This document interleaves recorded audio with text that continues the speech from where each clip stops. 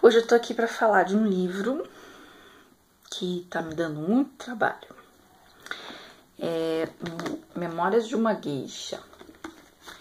Esse livro, ele foi escrito pelo Arthur Golden, né? E me deixou muito confusa de como eu deveria olhar para ele, analisar e sentir ele. Então, para começar, ele conta a história em primeira pessoa, então como ele falando através de uma geisha, né, da vida dela desde a infância até o fim. E a questão é que, do ponto de vista assim, histórico, de fato as geishas existiram e tal. E esse autor, ele é um estudioso do Japão e tal. Então, do ponto de vista histórico, assim, como um documento histórico, tá legal, né? A gente aqui do Ocidente fica sabendo que as geishas existiram, o que elas faziam e como elas eram vistas na época, naquela sociedade. Mas, por outro lado, algumas coisas me incomodaram muito. Primeiro, foi a ideia assim, de que o autor não foi suficientemente competente mesmo para ter escrito em primeira pessoa. Porque ao se colocar no lugar de uma personagem mulher, no começo do livro, como uma menininha de 9 anos, vocês vão descobrir comigo que o tipo de pensamento, o tipo de fala, de observação tem que ser muito próprio de uma mulher e de uma menina, né? E a fala do texto é essencialmente masculina. O olhar, né, para tudo que está sendo dito ali. Então, o comportamento da geisha, o treinamento, o que elas faziam e deixavam de fazer, tudo isso muito masculino, com aquela coisa meio exótica mesmo, né? Aquela coisa assim de olha como as mulheres japonesas podem ser submissas e exóticas e coisas assim, um olhar muito masculino e sexualizado mesmo, né? Durante o texto tem uma porção de coisas que me incomodaram. A sensação, muitos personagens, homens, passaram pela vida da personagem principal e muitos desses homens se mostraram bondosos com ela e as mulheres não. Então, a maior parte das mulheres não.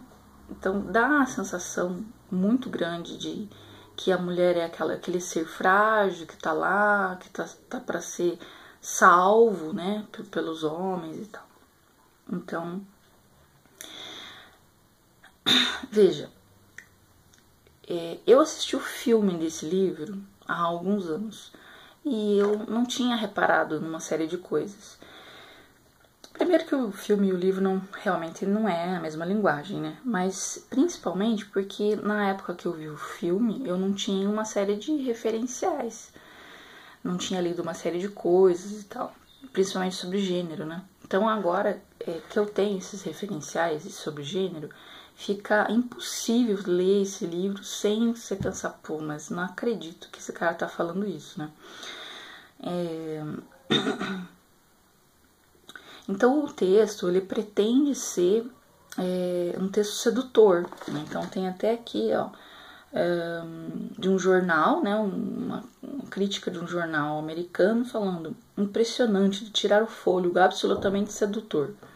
Bem, pra mim não me pareceu sedutor, muito pelo contrário, me pareceu assim repulsivo, no sentido assim de naturalizar a submissão da mulher, naturalizar a submissão sexual da mulher, glamorizando assim a violência, a prostituição.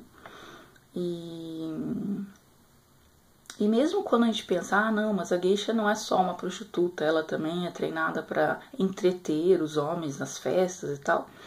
Isso me pareceu tão humilhante quanto, porque dá uma sensação assim de como o bobo da corte, né? O cara lá se faz toda aquela coisa só para entreter o rei. Pelo menos isso que o autor passou nesse texto. Que mais? A questão da romantização, né, da prostituição. Em certos momentos o livro parece mais um manual de história, né, porque ele fala, olha, as geishas passam por todos esses treinamentos, tem tais e tais aulas e tal, então foge assim da narrativa de uma pessoa mesmo que viveu aquilo, né, que essa seria para ser a ideia, né. Eu sei que o meu olhar pode estar sendo muito etnocêntrico a avaliar isso, não tá olhando do ponto de vista das geishas, né? Mas eu não consigo relativizar o suficiente para deixar de ver que o texto, ele não só conta o que era o mundo das geishas no Japão, como ele romantiza aquilo e glamoriza e torna aquilo, o texto, um texto assim para que os homens leiam e se sintam excitados, né? Então isso para mim me incomodou muito. Mas, veja, isso também não fica muito diferente de algumas coisas que aconteceram ou acontecem no Ocidente, né? Se a gente for pensar antigamente nos casamentos arranjados, em que o pai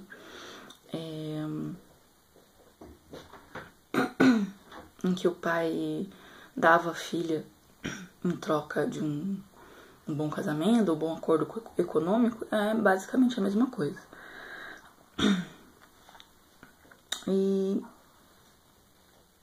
Mas também não sei se o livro se ele não poderia ser visto como assim uma crítica a essa submissão, né? Um alerta também. Então, talvez possa ser lido assim. Então, esse foi Memórias de uma Geisha. Quem quiser conferir,